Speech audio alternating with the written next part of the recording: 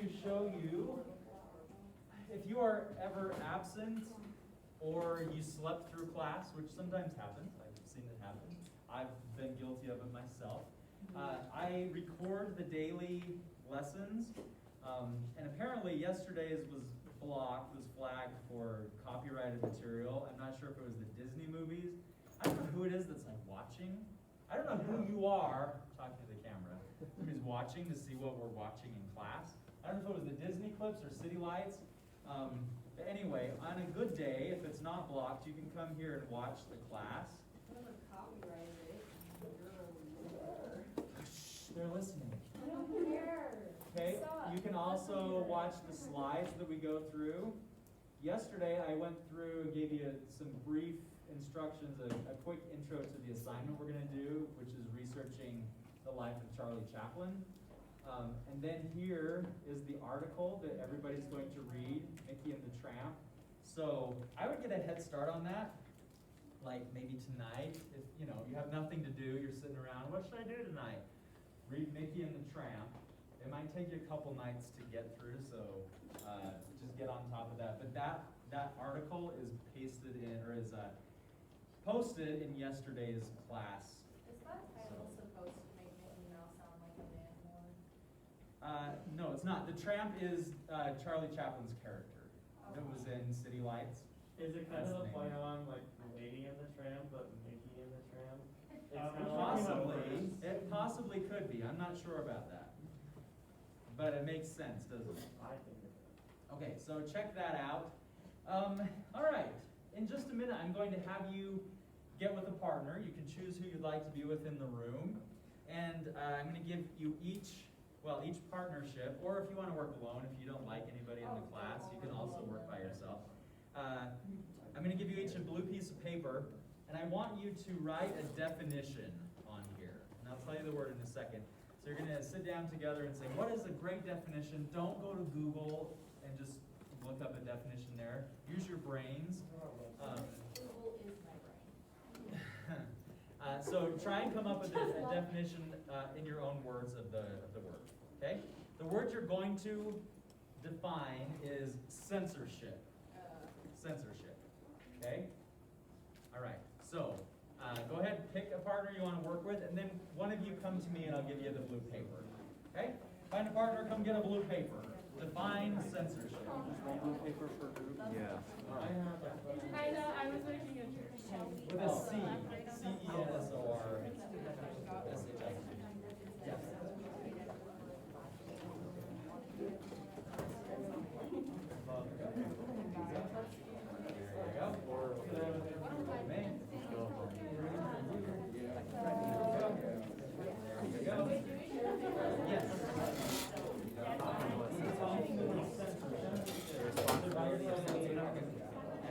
don't know how to like describe it, but I know censorship is like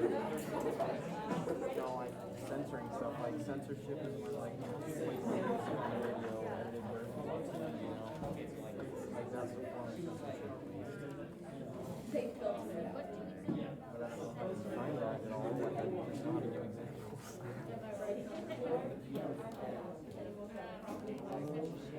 Take down bad stuff. Censoring Main Street. Would you like to write that down? That's a good placement for censoring. When you've got your definition, write your names on the blue paper and then bring it to me. Censoring. Bring it to me when you've got a definition. I mean, there's more. Censorship. C-E-N-S-O-R. You? If it looks wrong, it's probably wrong. Thank you. Bring me your blue paper when you've got a definition. Make sure your name's on it. Put your name on it. Okay? Thank you very much. That sounds good enough for me. About 30 more seconds to get our definition written down. Oh, and you gotta put our names on it. I have no idea.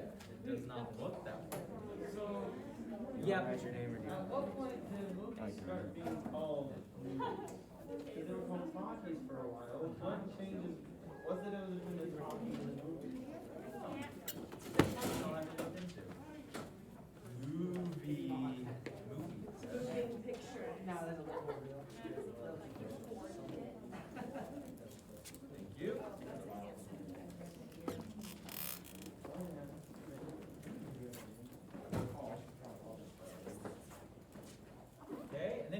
still sit by your partner. You don't have to go back to your own chair yet. I'm already right.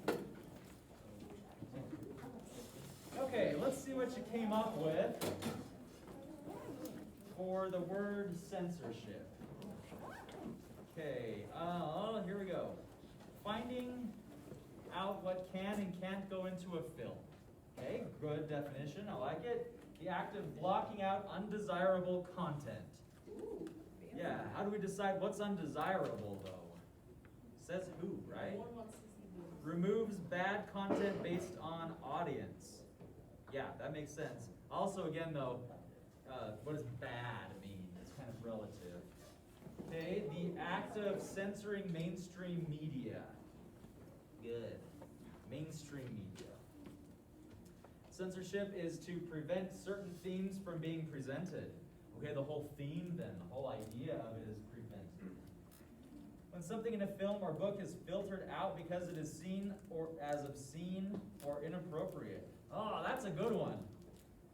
That's a really good one. It's like you guys' last name is Webster. When something in a film or book is filtered out because it is seen or as obscene or inappropriate. I think I Googled. The blocking or editing out of material unfit for audience's viewing. Ah, good one. That's a good definition. Filtering out inappropriate content. Good, I think you guys get it. Okay, something that needs to be blocked out because it violates certain guidelines. Hello. Guidelines. Oh, I like it. Let's talk about those guidelines. Let's see if we can figure that out. Like rated R. Taking something out of a movie/book. Yeah, definitely good. The exclusion of potentially harmful content. The exclusion of potentially harmful content. Oh, could potentially be, I like it. Prohibiting certain parts of media, yes. The act of censoring something. Making something an action or words what others would deem appropriate. Making something an action or words what others would deem, oh, I see what you're saying. So we're making whatever this is be appropriate for other people. Yeah, gotcha. Good. Blocking out inappropriate language, etc. from books and TV. Blocking or filtering content out of media. These are really good definitions. Smart. Got big brains in here. I like that. Okay. Now, I feel like those are all good definitions that add up to the idea of censorship being some kind of filter that somebody decides is this is what we're going for. This is our goal. What's appropriate. Conrad? I don't think you can see Lily's hand, but she's waiting. Well, if she was not on the floor, It's good. Lily, what did you have to say? Can you imagine if Finding Nemo was a rated R movie instead of G? Like, I don't know why, but I just randomly thought about it because we're talking about guidelines. But Okay, so the next thing, moving on, because we got lots to talk about, and that's not one of them. I'm going to give you another blue piece of paper in your partnership. What I want you to do is fold it in half. We're going to make two columns. You can do it a hamburger or hot dog, however you want to do it. And our two columns, one of them we're going to label pros and one cons. We're going to make a list of pros to censorship and then cons to censorship. What's positive about censorship and what's negative about it. Okay? So come get another blue piece of paper and I'll give you 2 minutes to make a list of pros and cons.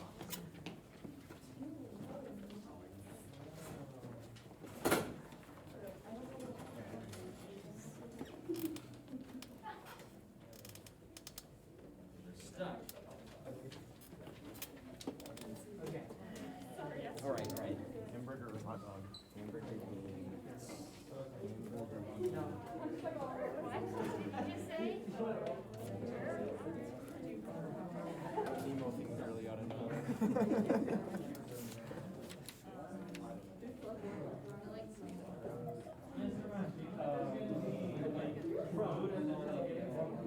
I'd say a pro is just kind of way to see what they don't want to see.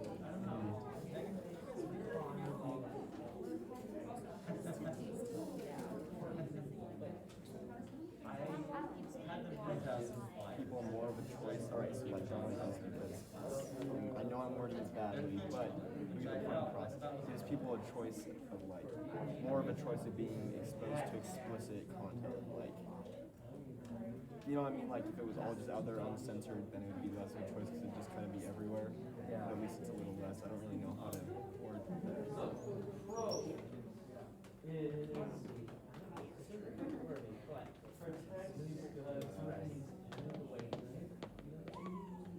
One more minute. Six different categories. Cons, some people think it violates freedom of speech.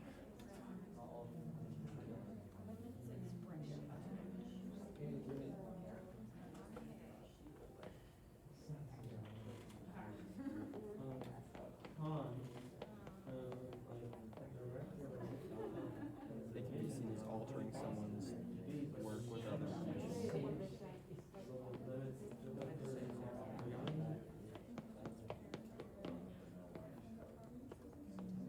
Okay, stop. You can stay where you're sitting, but I want everybody's attention all together. All up here. Let's talk through your list. Let's see what you came up with for pros and cons of censorship. Let's start with cons. How about that? What are the negative things about having censorship? Conrad? Okay, so if a director like makes a movie and he wants these like certain things and everything to be in his movie, like there's a movie about World War II, Schindler's List, I think. And he's gone right, and he made a point of saying, I'm not gonna censor any of this stuff in this movie because this is real horrors of real life. Yeah. And this needs to be seen for what it is. Okay. So if you try to censor that to pander to your audience, then it's not gonna be seen enough peaceful. That's a really good point. We might lose out on something, a really important lesson or message or idea if it's censored out. Okay, good. Somebody over here, what's another con to censorship? Megan? Is it like based off a true story? Is it causing accuracy in the story? Yeah, it's not accurate if it's based on a true story or a real culture even too. Okay, what else is bad about censorship? It can limit different characters that they can use within the movie. Oh, yeah, we can't use all these characters. We want to have somebody that swears like a sailor, right? But we can't because it's censored. Okay, good. I like that point. Another reason it's bad. Lily? It can also like block out important plot ideas, like in certain movies. Okay, yeah. All right. So why is it good? What are pros to censorship? Brooklyn? It protects certain audiences from sensitive subjects. Okay, yes, protects those children, right? It's usually the children that we're protecting. Yeah. You can get a larger variety of audience. Yeah, absolutely. More people can come see it. Yeah, Conrad? It's like mostly to protect a film company's like image. So like someone's like, oh, I don't, someone imagines like Disney did not have a whole bunch of gore and swearing or stuff or whatever. They imagine it to be like child friendly. So they would probably want to censor in a movie that doesn't live up to that standard that they've set up for themselves. Yeah, absolutely. We have high expectations of Disney, so they have to censor. Why else is it good to have censorship? Megan? Make your audience members feel comfortable. Yeah, we want them to feel comfortable when they come see the movie. Excellent, great points for and against having censorship. Let's all come back to our own seats. I don't need the pro and con list. You can keep it, frame it, put it on your fridge, show your parents how smart they are. Well, you people, please, my gift to you. Okay, so now that we have defined the word, and now that we have talked about why it's good, why it's bad, let's just really, as quickly as I can speak, let's talk about the history of film censorship. How did it come about? Because really, ever since from the moment that film became a thing, people were already starting to cry about things. People saying, censor that. We can't see that. Kids can't see it. Right? Yeah, that man shot at me and it scared me. We got to censor this stuff. Okay? Actually, the first film that was censored was in 1897. Think about what was happening in 1897 in our history of film that we've talked about. What was going on at that time? What was film like? Very. Yeah, it was new. What do we know about film at that time? Were there movie theaters?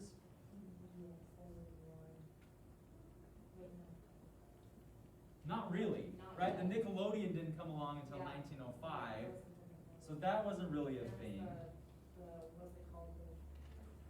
We had a kinetoscope. Yeah. There were also places you could, it wasn't a theater, but there were places you could go to watch things like this next thing that was the first censorship problem. It was a boxing match. It was the fight of the century, as they called it. It was James Corbett and Bob Fitzsimmons. And someone was so upset that this was recorded. It was filmed, there was 11,000 feet of film. Well, if you are sensitive to violence, you might want to close your eyes. I'm going to show you some of it. Some of that fight that was so, it just was so controversial. Oh, and by the way, the music on here is not the music that was played on the organ with the film. So here's this. Am I connected? If you can play that on the organ, I'll be impressed.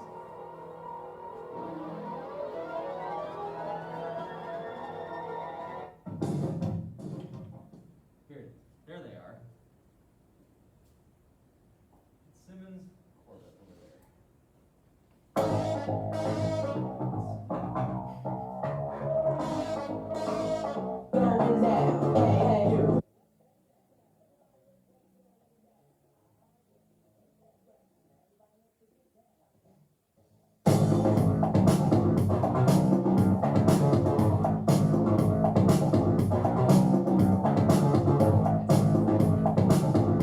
I have to stop it. It's just way too violent for us. Thank you. That upset It was people. so censored that if you owned a facility that showed that, you could be fined. I feel like it was $1,000, which back then was just, it was like $10 million today. I'm really good at like converting money across time, so I'm pretty sure what it was, 10 million. Okay, so that was the first act of censorship. 1907, here we are. We've got Nickelodeons going on now at this point. 1907, Chicago gave power to the police that they could issue or deny permits for people to show movies. And the basis was all on moral grounds. And in 1908, New York City also had the same power with their police. They went in, Christmas Eve, shut down 550 theaters based on moral grounds. What problem is there with the basis for closing or allowing a movie to be moral grounds? People have different morals.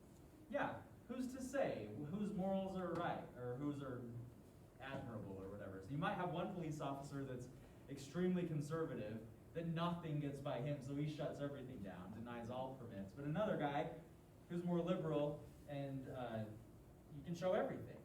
So moral grounds isn't really the best definer of what is okay or what can be shown and what can't. 1909, there was because people were starting to see this could be a problem with the police being in charge of issuing permits. The People's Institute was a group of people who came together and said, you know what? We're going to offer an option where we will preview movies and decide if it's good or bad. And if it's bad, we're going to offer suggestions to the filmmakers of what they should cut out so then it can be good and we can show it. So that's what the People's Institute did. They organize the New York Board of Motion Picture Censorship. Other states would use them, people in other states would use that same board, and it became known as the National Review Board. So that was a good thing to allow movies to continue to be shown. In 1915, there was a Supreme Court case that went before the Supreme Court. Because the various states and cities had to pay a fee to the board to review the film, and then they had to also pay a fee to get permission to show the movies and to sell the movies. So it just got so expensive beyond just the production costs, the distribution costs. So they sued the Ohio Industrial Commission for that, saying we shouldn't have to pay fees for this, especially because we feel like it's freedom of speech. We should be able to show whatever we want. Well, the outcome was that the Supreme Court said, no. Movies are not protected by the First Amendment. They're not covered by freedom of free speech. Interesting, right? So what that meant was the government could come in and make all the laws they wanted to restrict movies. We don't want that, right? Because once the government makes a law, it's even harder to reverse a law. So what happened was, and also at the time in the 20s, there was a lot of scandal going on in Hollywood. A lot of really questionable things happening there. So it just was not looking good for the film industry, right? Because people in government who have the moral standards are saying, oh, Hollywood, you all are doing bad things. Let's just shut it all down. So what happened was some directors and producers created the Motion Picture Producers and Distributors of America, the MPPDA. And their motivation or their goal was to clean things up in Hollywood so that movies could continue being made and distributed. They hired this guy, William Hayes, paid him $150,000, which in today's money is about $10 trillion, I think. They hired him to be a lobbyist. Has anybody ever heard the word lobbyist before, or lobby, and not like the foyer of a building? But does anybody want to say what they think a lobbyist does? Okay, I'll tell you. A lobbyist is someone who's hired by an organization. They go to lawmakers and they schmooze them, right? They really butter them up and say, hey, we really want to do this thing. Can you help it happen? And I don't know what kind of under-the-table stuff happens with lobbyists, but they're the ones that get things done in government, get government officials to do things. So they hired William Hayes to be a lobbyist and go to Washington to help or to prevent lawmakers from making laws to censor movies. And in order for that to be a valid thing, an enticing, appealing thing to lawmakers, Hayes came up with a group of people, a committee, came up with a list of 11 things that movie makers would absolutely not put in movies. 25 things that they would be very careful about putting in movies. So then Hayes could take this list to lawmakers and say, hey, if you promise you won't pass any laws preventing movies from being made, we promise that we'll do these 11 and 25 things. So it sounded good, and it actually worked for a long time. There were no laws that were passed to hinder movies from being made because movie makers followed these things. Here are 11 things. Actually, somebody pointed out that 9 is missing. I can't count, apparently. I'm going to go back and see what that... I might have censored you from seeing what 9 was. I'm going to go back and look. I don't know. One of them was you couldn't have profanity in movies. You couldn't say God, Lord, Jesus Christ, hell, damn. You couldn't say any of that, which I just said. You couldn't say that in movies. That was an absolute no-no. No licentious or suggestive nudity, not even a silhouette. Okay? No illegal trafficking in drugs. Don't sell drugs. No sex perversion, no white slavery. could have black slavery, but you couldn't have white slavery. You could not show a relationship between a white person and a black person. You couldn't talk about venereal diseases, STDs. You couldn't show or talk about birth, an actual childbirth. You couldn't ridicule the clergy. Can't talk bad about the priests or the pope or anybody. I feel like you could have said anything about like the rabbi or Jewish clergy was fine, but not the Christian clergy. And then no willful offense to any nation, race, or creed. So those are the things we won't do these for sure, which restricted a lot of movies. One in particular, Gone with the Wind, which we're not going to watch this trimester, but if you ever get to watch it, do it. Do it in chunks because it's a long movie. But that one was limited because, number one, swearing. You couldn't say anything. The very end of the movie, there's a moment when Rhett Butler, he's put up with, anybody seen it? Gone with the Wind? He's put up with a lot of crap from Scarlett O'Hara during his life. That she's married to him. He convinces her to marry him. But he's in love with Ashley all along. Ashley's a boy. She's in love with him, and she talks about it all the time to her husband. And that's just like their relationship. And finally, by the end of the movie, Rhett is so over it. He's so put up with her.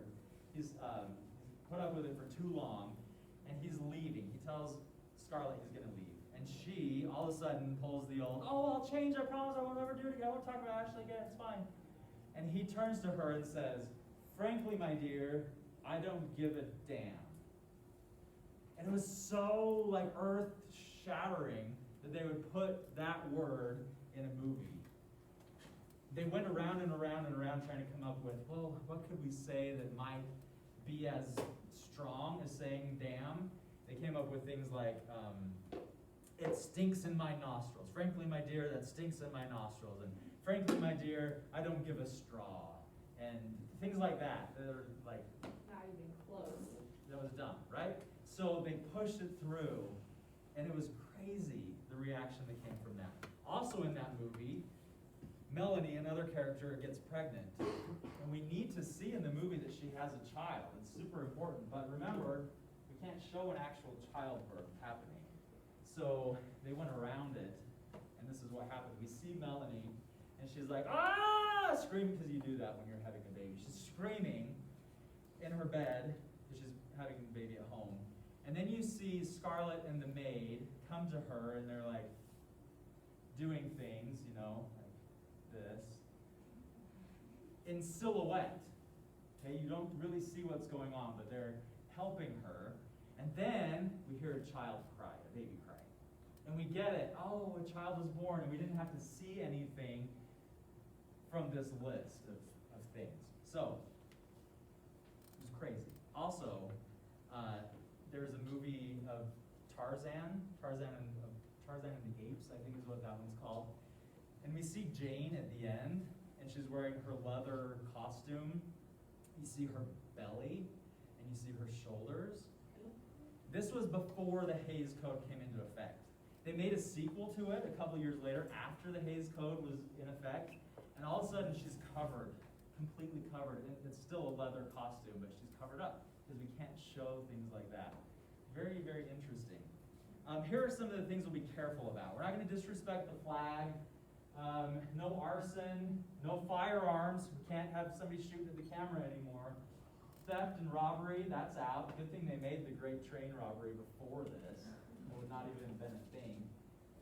Can't sympathize with criminals, can't smuggle things. Attitude toward public characters and institutions. You can't talk bad about the government in a movie. That's a no-no. Okay, no cruelty to children or animals. No branding of people or animals. The fact that they had to be so specific about that makes me wonder what kind of things were in movies. Were they branding people in movies? I don't know. No man and woman in bed together. You've seen that in old TV shows. That was affected by this. You had to have two separate beds. It's not actually how people lived, but they did in TV and movies. They lived that way. No drug use. No excessive or lustful kissing. you ever seen a movie or like a play or something where there's like a romantic thing at the end and the girl pops her foot up and they're hugging or kissing or something? That's part of this. It came from that. It's not just like that's what girls do. It was because part of the instruction was if there's any kind of like romantic interaction happening, you cannot have, you must have at least 1 foot on the floor. So that's why this works, because we're keeping 1 foot on the floor, and it's still romantic. So, interesting, eh? Learn something new every day. That's why they do it. Let's quick review our timeline of censorship then. So 1922, William Hayes is hired by the MPDAA. 1927 is when those guidelines come out, and it works all the way up to 1968. That's a long time to keep those in effect. And by the way, in between there, 1952, there was another Supreme Court of the United States case or hearing. They decided finally in 52 that film was covered by First Amendment protections. So freedom of speech, movies are covered by freedom of speech now. They called it the miracle decision. Not because it was a miracle that it happened, but it was a miracle. It was because of a movie called The Miracle. It was an Italian film where it has to do with, I don't really know the plot, but the Virgin Mary gets seduced by somebody, and it's very crazy. But because it was an Italian movie that had been imported into the United States, where do we have to follow the U.S. rules about censorship or the Italian rules, which there are none at the time? So the Supreme Court decided, okay, we'll just cover all movies with freedom of speech. It's fine. It's getting too complicated. 1966, they create a new rating system, which 2 years later takes effect, and movies start getting ratings. So they have G, they have M, R, or X.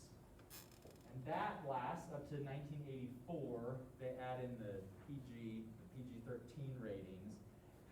If you ever watch a movie that was made before 1984, you might be a little bit shocked by what was allowed back then. I watched the other day All the President's Men. It was a movie made in the 70s about Watergate and President Nixon. It's PG. I was watching it, and there were so many F words in it. Like, how is this? Oh, right, yeah. PG-13 didn't come along until 84, and that's when we started saying, okay, this is allowed in a PG-13 movie. Anything, you can't do that if you want it to be PG-13. And there's still a lot of gray area there too, like how many swear words and how many F words you can put in a movie, and then what context the words are in. But there is that now to kind of, well, like we said, protect the children, right? We don't want those things to be hurt. Conrad? Wasn't PG-13 introduced because of like Indiana Jones #2? It was, yeah. Good knowledge you've got there. Because of Indiana Jones. It was really, the first one, quite disturbing when the guy reaches into his chest and pulls out his heart and all of that. It's gross, especially for a child. And if you were a parent taking your children to the theater and you're like, oh, it's a PG movie, it'll be great. Come on, family, let's go see it. Nightmares. They'll be scarred for life. So yeah, it was because of that movie. And the first PG-13 movie was called Red Dawn, which is a war movie about United States and Russia. I actually haven't seen it. It sounds boring. Sounds boring. So there we go. That is your timeline of censorship. Now you know everything you need to know about censorship and where we're at. Oh, we didn't finish actually. In 2003, 940 movies were rated using this system. It's a lot of movies in 1 year. 2007, they added in a clause about smoking and drinking. Can we allow that? Can we not? In a PG movie, or does that need to be PG-13? It's okay, apparently, to put that into a PG movie. And then today, we still use that same rating system. There you go. And I'm out of breath. Questions that you have about this? What does PD stand for? Parental guidance. Yeah. actually for a while it was GP was they switched the letters around. It was GP for guidance of parents or something. Yeah, now it's PG. What does the G stand for? G, Yeah, just G. general audience. Yeah, general audiences. Don't ask me about the others because I don't know. Restricted is R, I guess. PG-13 parental guidance if you're under 13. M was mature, yeah. So that was like what do you consider mature? There's a fine line between children being able to see it all the way up to, oh, it's too much. Yeah, so that's why we get into PG, PG-13. Okay, great. Well, now let's change tracks. We'll change the channel and we'll continue watching City Lights. That is our silent movie we started yesterday. Let's really quickly refresh our memory about what's happening. What has happened in the plot so far up to this point? What details do you remember?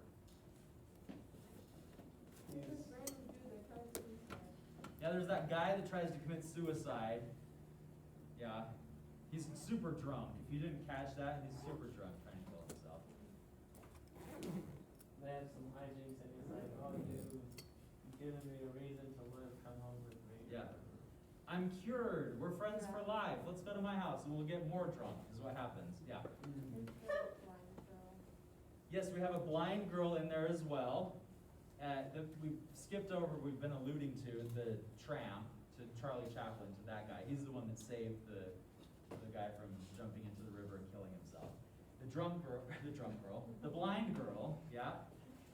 What do we know about the blind girl and Charlie Chaplin's character? What's their relationship? Likes the blind girl. He likes her, yeah, she gave him a flower. What does she think about him? He thinks he's rich because of the car that he drove. Yeah, she thinks he's rich. Because he came and he was going through traffic and he couldn't get around the police officer, so he went through a car. Yeah, that was parked right by her. She hears him get out and she's like, ooh, rich man, I like this, right? He buys a flower from her, and then the real rich man comes around the corner and gets into the car, shuts the door and drives away. She didn't see that, and she thinks, oh, she says, you forgot your change, right? So she's thinking, what a rich man, just gave me all this money. Yeah, more to come on her and their relationship. And I feel like that's all we need to recall. So let me switch here. Oh, I forgot to cue it up. We're at 15:20.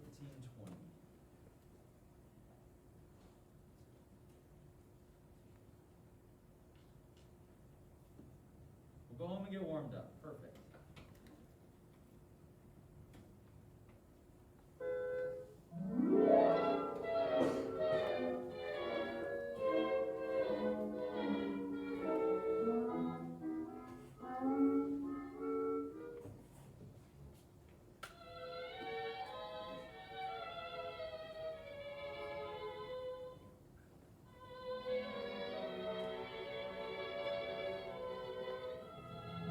Let me just say this about that. I have watched this movie at least 2 times a year for the last several years. I know from experience and from watching it many times, it's hard to follow because it's a silent movie. We can't just listen to what they're saying. We have to read things. Also, it might get a little tempting to fall asleep. Tempting or like can't even control it.